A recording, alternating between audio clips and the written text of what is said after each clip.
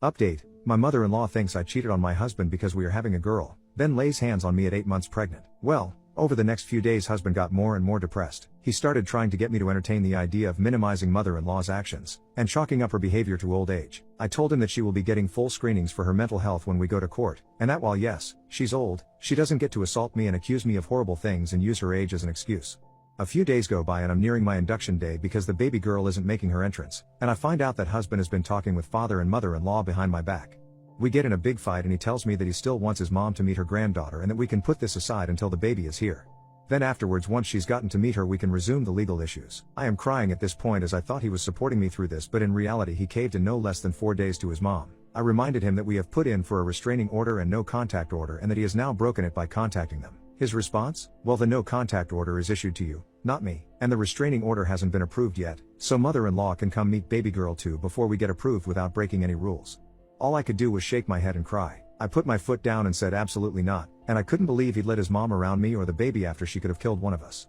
He said that I was overeating, as the baby was not injured and she wasn't actually trying to hurt the baby, just me. She thumped my pregnant belly, after she threw a snow globe at my head. We got in a huge fight about me not forgiving her and holding grudges and being unreasonable, and eventually he just left. He then went to his mom's house a few hours away. He then called me sobbing and told me that if I could see his mom right now I'd understand. Apparently when he pushed her while she was hurting me, he indeed broke 2 of her fingers and she sprained her neck when she fell back into a shelving unit. She's laid up on a sofa in her living room, can't walk and in a severe depression. I should feel awful according to him. The least I could do is let her meet her new grandchild, and then figure out where to go from there. I'm so infuriated at this point, because not only has he retreated to his mom's house, he left me alone with our oldest daughter who is 2, while I'm supposed to be in bed rest because my baby is due. He doesn't come home for the next 4 days until I'm supposed to check into the hospital for my scheduled induction. My sister comes to watch my oldest daughter and husband takes me to the hospital for the induction. He mostly sat in the room on his tablet, as I was admittedly pretty cold and grumpy with him still and wasn't acknowledging him very much. Mid-labor, my husband asks when can we do a paternity test. I stopped mid-push, looked at my husband and screamed what the EFF. The nurse was silent, looking back and forth between me and husband. The doctor then looks at DH and says, "Sir, we are here to deliver and take care of babies. If you have other personal relationship issues, you need to figure that out afterwards. We focus on the baby and mom. This is not the place to ask questions like that." I immediately start crying hysterically and babbling stuff like it's not like that, it's his baby, his mom is psycho and stuff. I am so mortified at the thought that these nurses and doctors now think there's a chance my baby isn't my husband's and there's no way I can explain the situation to them. I immediately felt judged by the nurse and couldn't help but feel like I had been robbed of a beautiful moment. After the baby came out I just held her and she was beautiful and perfect, but I was so distraught. I couldn't look at husband and I hate to admit this, but I wouldn't let him hold her. He left and when he came back about an hour later he said that his mom wanted pictures of the baby and he took out his phone and I smacked it out of his hand.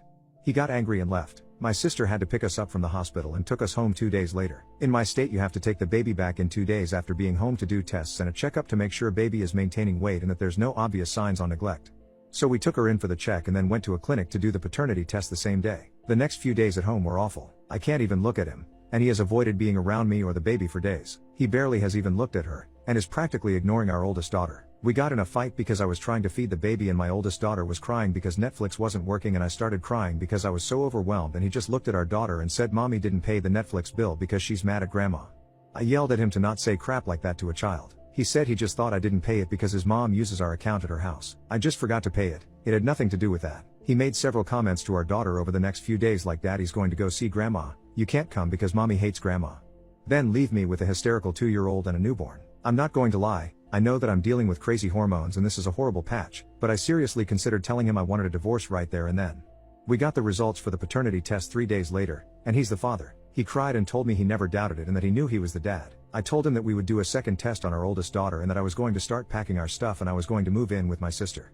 He bawled and said he didn't need one for our oldest daughter. I demanded we take one, as I would want it as proof for court whenever we get to have my case heard. I told him that I never cheated on anyone in my life including him and how much it hurt me that he said that in the hospital room and made the nurses and doctors think he doubted our daughter at all.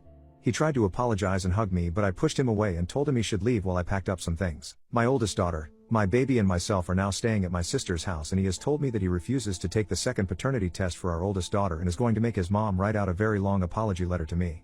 He wants me to come home but I just can't even look at him the same. I feel like all the love I had for him has been ripped away and I feel so angry towards him. I'm just trying to take care of our girls but he won't stop calling me. I told him he can see the girls anytime he wants but he can't take them near his mom and she is not allowed to be around them at all.